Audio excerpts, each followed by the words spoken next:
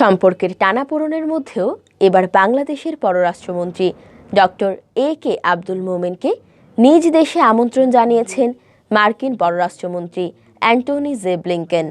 বাংলাদেশ ও যুক্তরাষ্ট্রের মধ্যে দ্বিপাক্ষিক সম্পর্কের ৫০তম বর্ষপূর্তি উপলক্ষে ওয়াশিংটন ডিসি সফরের জন্য ডক্টর মোমেনকে এই আমন্ত্রণ জানান ব্লিংকেন।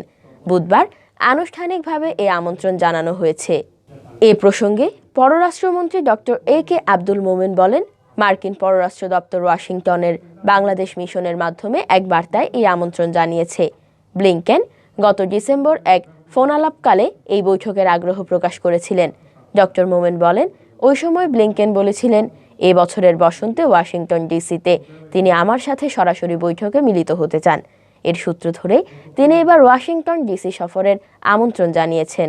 ঢাকায় এই উদ্যোগ সম্পর্কে অবগত পররাষ্ট্র মন্ত্রণালয়ের এক কর্মকর্তা বলেন, মার্কিন পররাষ্ট্র দপ্তরের ওই বার্তায় আরও বলা হয়েছে যে মোমেনের সুবিধাসম্মত ও সম্মতি সাপেক্ষে ৪ এপ্রিল ওয়াশিংটন ডিসিতে ব্লিংকেন তার অফিসে বাংলাদেশের পররাষ্ট্রমন্ত্রীর সাথে বৈঠকে বসতে আগ্রহী।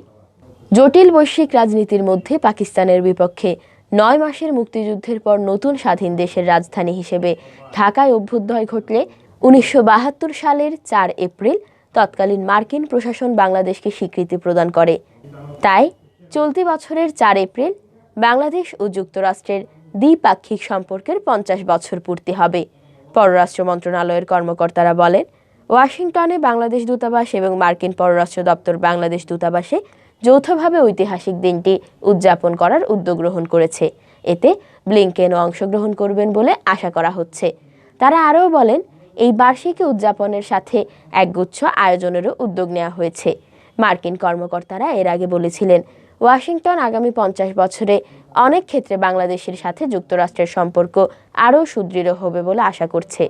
র্যাপিড অ্যাকশন ব্যাটালিয়ন র্যাব এর কয়েকজন বর্তমান ও সাবেক জ্যেষ্ঠ কর্মকর্তার বিরুদ্ধে মার্কিন যুক্তরাষ্ট্রের সাম্প্রতিক নিষেধাজ্ঞা নিয়ে কূটনৈতিক ও গণমাধ্যম তোলপাড়ের মধ্যে এই বর্ষপূর্তির আমন্ত্রণ দেয়া হলো। গণমাধ্যমে দেয়া এক সাক্ষাৎকারে ডক্টর মোমেন পুনরুল্লেখ করে বলেন, এই ইস্যু নিয়ে দ্বিপাক্ষিক কূটনৈতিক যোগাযোগ হচ্ছে। পররাষ্ট্র মন্ত্রণালয়ের কর্মকর্তারা বলেন, দেশে শান্তি প্রতিষ্ঠা ও আইনশৃঙ্খলা রক্ষার ব্যাপারে র্যাবের ভূমিকা অভিহিত করে মোমেন ইতিমধ্যে ব্লিংকেনকে একটি চিঠি দিয়েছেন।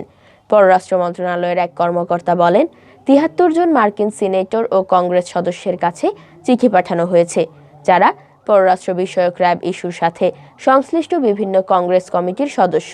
চলতি সপ্তাহের গোড়ার দিকে ঢাকার মার্কিন দূতাবাস ভিত্তিক মার্কিন কর্মকর্তারা কূটনৈতিক সাংবাদিকদের সাথে আনুষ্ঠানিক মতবিনিময়কালে বলেছিলেন, ওয়াশিংটন আগামী ৫০ বছরে বস্তুত বাংলাদেশের সাথে নিরাপত্তা সহ বিভিন্ন ক্ষেত্রে শক্তিশালী ও বড় ধরনের সহযোগিতা করতে আগ্রহী।